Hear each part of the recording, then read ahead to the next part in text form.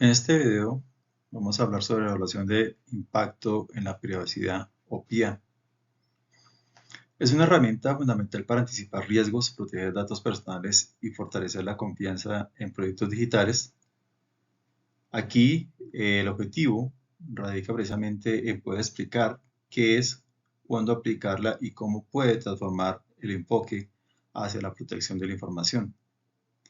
Debemos tener presente que en un mundo donde los datos personales se han convertido en un nuevo oro digital, proteger la privacidad ya no es opcional, es esencial.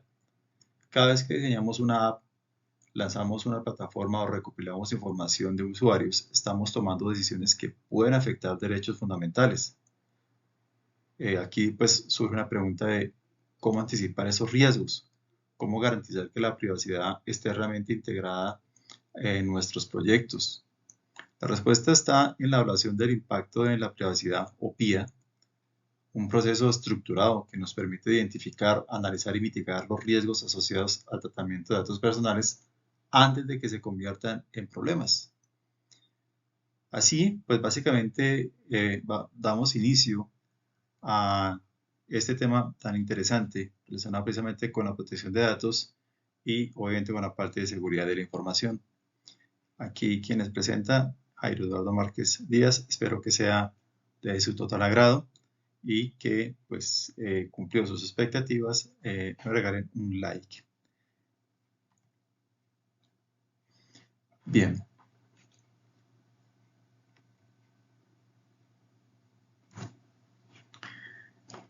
La evaluación del impacto de privacidad. Entonces acá básicamente lo que establece es que es un conjunto de herramientas esenciales de evaluación de la privacidad. Las PIAs se componen de un conjunto de procesos precisamente para identificar y gestionar los riesgos de privacidad durante todo el ciclo de vida de los datos. Esto va desde la recopilación hasta su eliminación per se. Algo importante en cuanto a la PIA, pues básicamente se establece como un proyecto o un proceso mejor sistemático que permite identificar, analizar y mitigar los riesgos que un proyecto, sistema o servicio puede generar sobre los datos personales. En este sentido, pues el objetivo es garantizar que la privacidad esté protegida desde el inicio, anticipando riesgos antes de que ocurran. Algo importante sobre la PIA es que está regida bajo un marco normativo, en este caso en Europa, por ejemplo a través de la norma RGPD, exige realizar una PIA en conjunto, por ejemplo, con el Privacy by Design, cuando el tratamiento de datos pueda implicar un alto riesgo para los derechos y libertades de las personas. Asimismo, por ejemplo, en el caso de Colombia, la Ley 1581 y las directrices de la Superintendencia de Industria y Comercio recomiendan aplicar este tipo de evaluaciones como parte de la responsabilidad demostrada. Bajo este argumento, pues es obvio que surge una gran importancia del uso de la PIA en el sentido que no es solo un requisito legal, sino que también es una herramienta estratégica para generar confianza, transparencia y credibilidad en usuarios y clientes. En este sentido, se aplican un conjunto de pasos o principios, como queramos llamarlo, que debemos implementar precisamente a la hora de desarrollar un proyecto. El primero, pues, es identificar el proyecto y sus objetivos. El segundo es mapear los flujos de datos personales. El tercero es analizar los riesgos potenciales, acceso no autorizado y uso indebido o pérdida de datos. Un cuarto elemento es la evaluación del impacto sobre los derechos de los titulares. Un quinto principio es la definición de medidas de mitigación y controles. Y finalmente, hacer una documentación y comunicación de los resultados. Entonces aquí es importante pues aplicar cada paso de manera juiciosa precisamente para garantizar que esos datos pues cumplen con las normativas tanto nacional como internacional y que a la hora de poder desarrollar nuestro proyecto, pues obviamente garantice que se está cumpliendo con cada uno de esos requisitos. Es importante no subestimar esta evaluación de impacto en la privacidad, porque aunque los principios en teoría son sencillos, a la hora de poderlos llevar al plano operativo, pues va a implicar una serie de procesos, una serie de personas que van a estar a cargo de cada uno de esos procesos y obviamente habrán responsables en cada uno de ellos. De ahí que conocer las normas tanto nacionales como internacionales frente al desarrollo de proyectos que impliquen de una u otra manera datos personales no se debe subestimar. Ese es mi consejo. No lo subestimen. Hay que leer muy bien la letra en cuanto a cada normatividad, qué es lo que piden, qué es lo que exigen, precisamente para no incurrir en delitos o en faltas a la norma que conllevan nuevamente sanciones pues bastante pues en esta, por ejemplo, pueden ser pecuniarias o sanciones pues, a nivel corporativo. Se sabe muy bien que una empresa que esté tildada en la cual no tuvo en cuenta, por ejemplo, el manejo, el tratamiento de los datos, pues obviamente su imagen va a ser pues criticada a nivel comercial y esto pues trae consecuencias que pueden llevar precisamente inclusive al cierre de la empresa. Por eso es importante, pues, vuelvo repito, no subestimar la evaluación de impacto en la privacidad, porque es uno de los requisitos. Algo importante, y vuelvo repito, va de la mano con otro modelo, por decirlo de alguna manera, que debemos implementar relacionado con la protección de datos y los riesgos relacionados a los mismos, que es el Privacy by Design. Ahora, estos principios o estos pasos principales de evaluación de impacto en la privacidad, pues está segmentado en la identificación del proyecto y sus objetivos, tal como mencionaban anteriormente. Y en ese sentido se describe el proyecto, su alcance y finalidad. Se especifica qué datos personales se van a tratar, con qué propósito y en qué contexto. Por ejemplo, si es una aplicación móvil de salud que recopila datos médicos para seguimiento clínico, por ejemplo.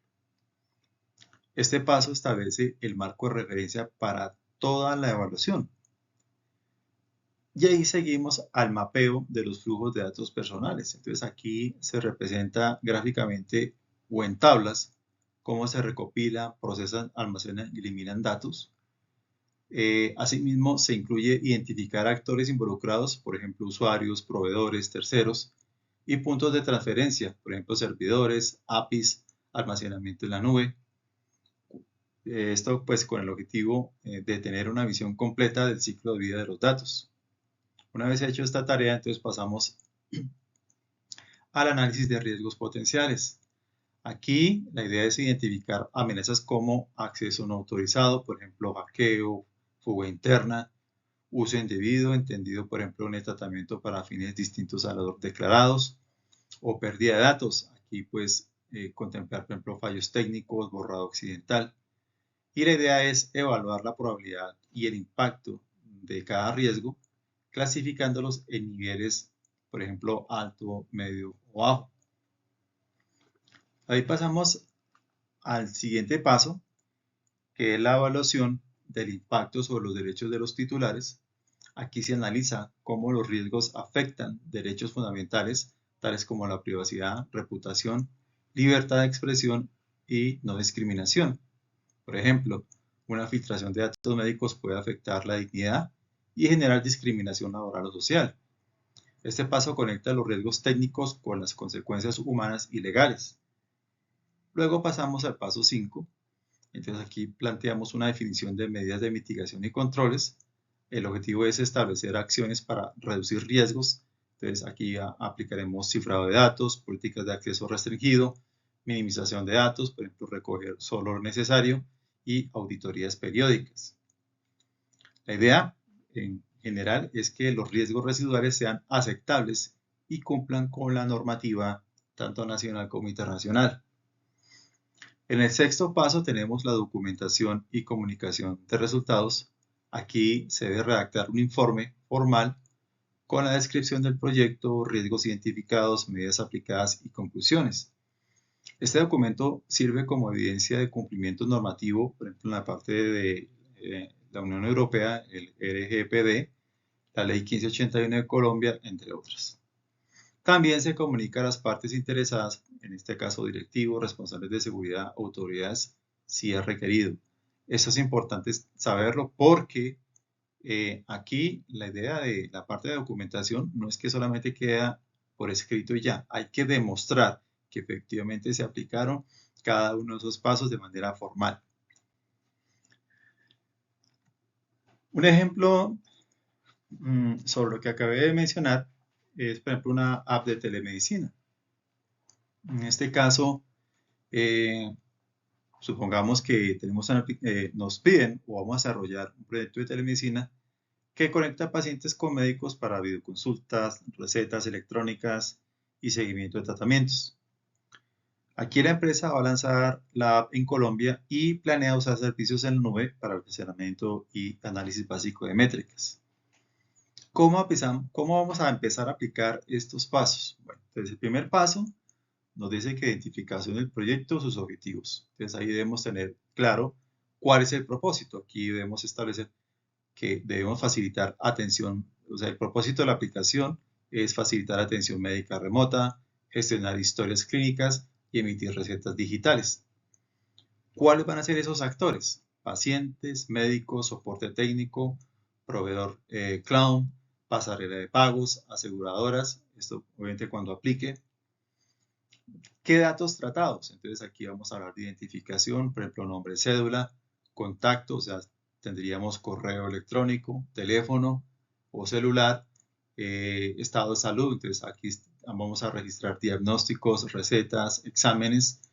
En cuanto a uso, entonces logs, métricas y pago, por ejemplo, tokenizado. ¿Cuáles son las bases legales a alto nivel? Entonces aquí debemos tener en cuenta el consentimiento informado del paciente, ejecución de contrato, en este caso de servicio, cumplimiento de obligaciones legales en salud, entre otros. ¿Cuál es el alcance temporal y geográfico? Entonces aquí los usuarios van a estar ubicados en Colombia, la retención de historias clínicas según normativa sectorial, pues obviamente están regidas bajo este país. Este sería el primer paso a seguir para nuestra aplicación. ¿Cuál es el segundo paso? Entonces, el mapeo de flujos de datos personales. Entonces, ¿qué se recoge? Entonces, aquí va a recogerse el registro del paciente. ¿En qué? En la aplicación móvil o en una aplicación web. Aquí se van a capturar datos de consulta, por ejemplo, a través de videollamadas o notas del médico. O notas de médico, ¿no?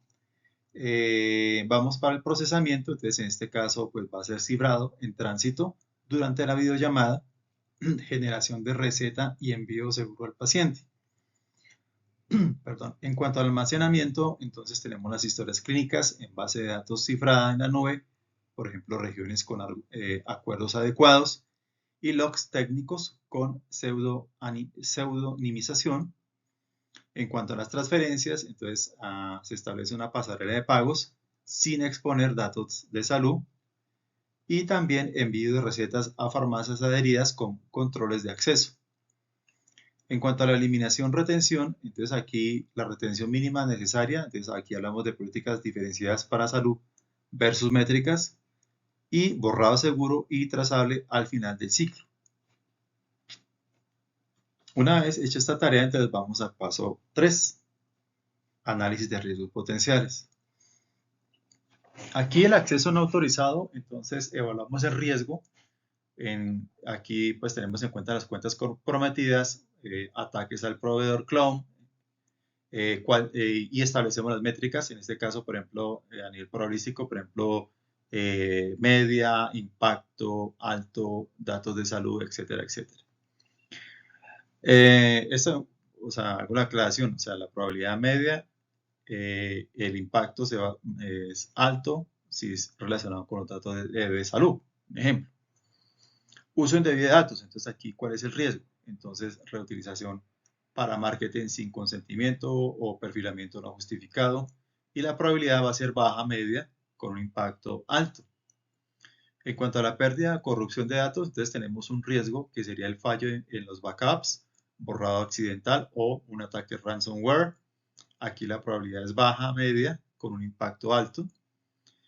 Aquí las fugas en videollamadas, por ejemplo, tendríamos lo que sería en factores de riesgo, sería por ejemplo la interceptación o grabación no autorizada y la probabilidad sería baja con un impacto alto.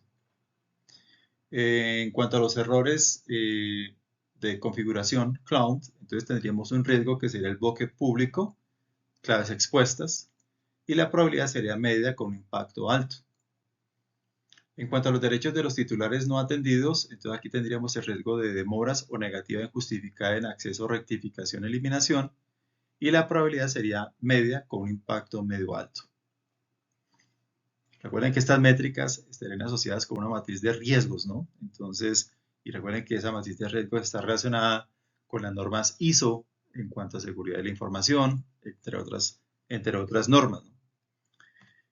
Una vez hecha esta tarea, entonces vamos al paso 4.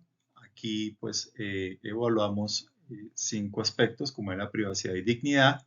Aquí pues trabajamos la exposición de diagnósticos sensibles que puede generar estigmatización. La no discriminación, entonces aquí evaluamos el riesgo de uso de datos de salud para decisiones financieras o laborales.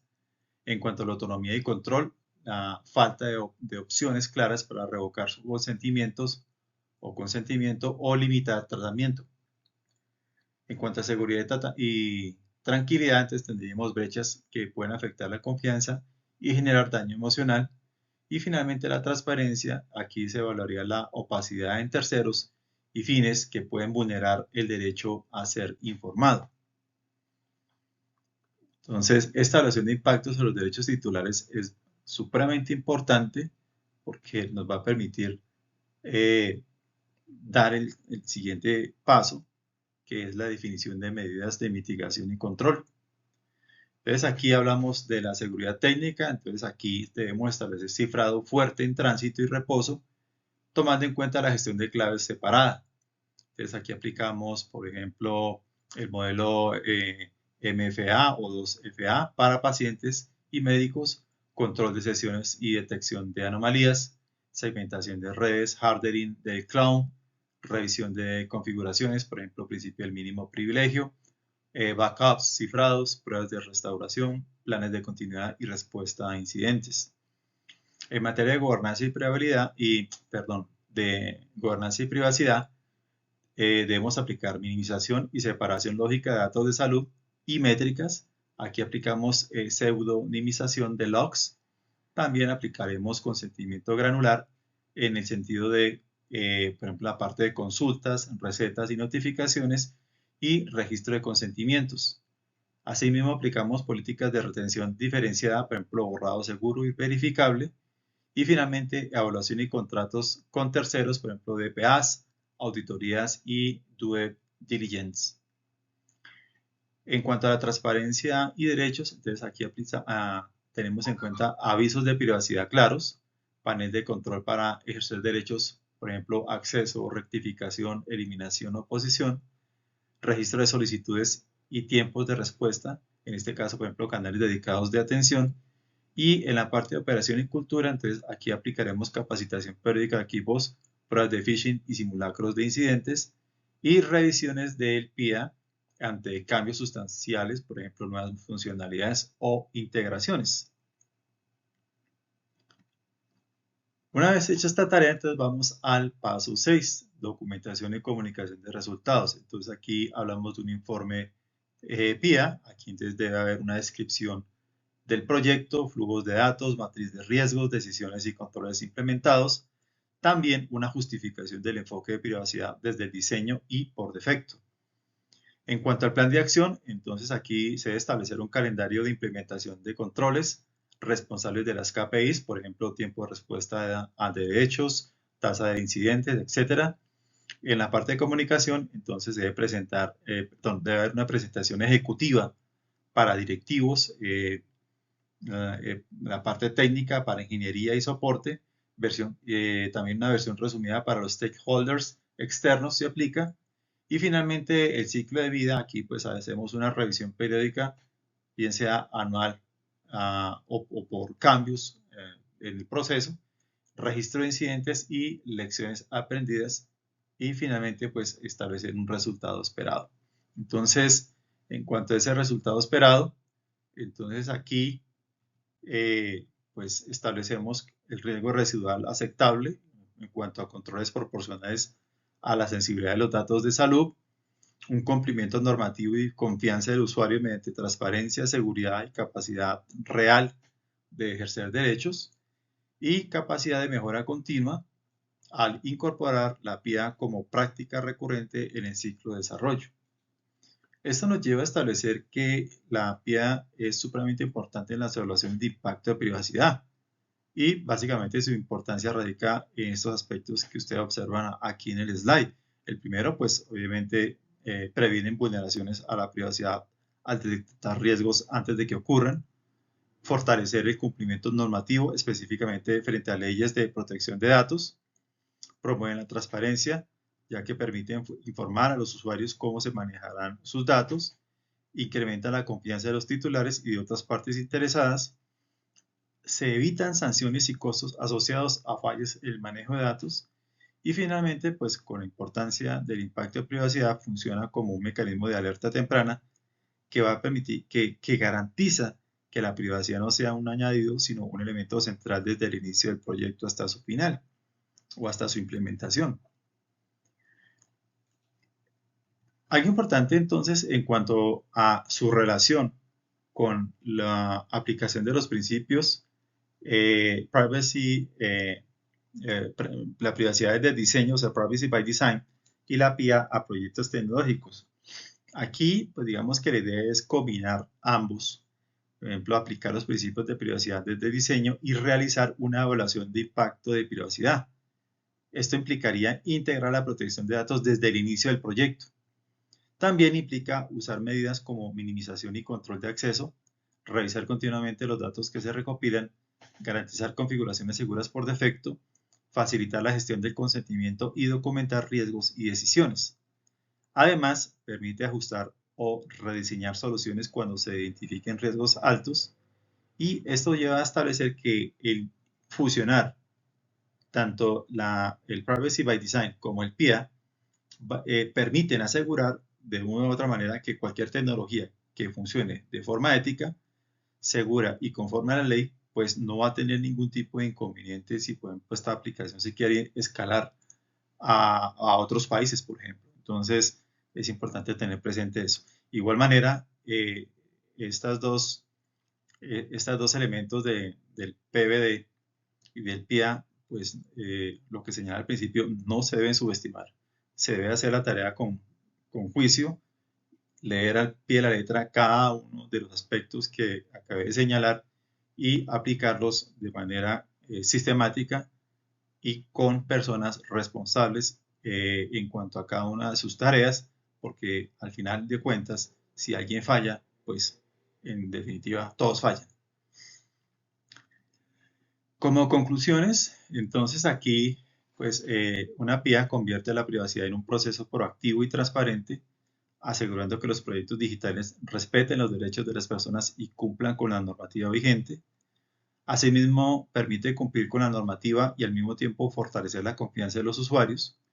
Su aplicación requiere un enfoque multidisciplinario, legal, técnico y organizacional.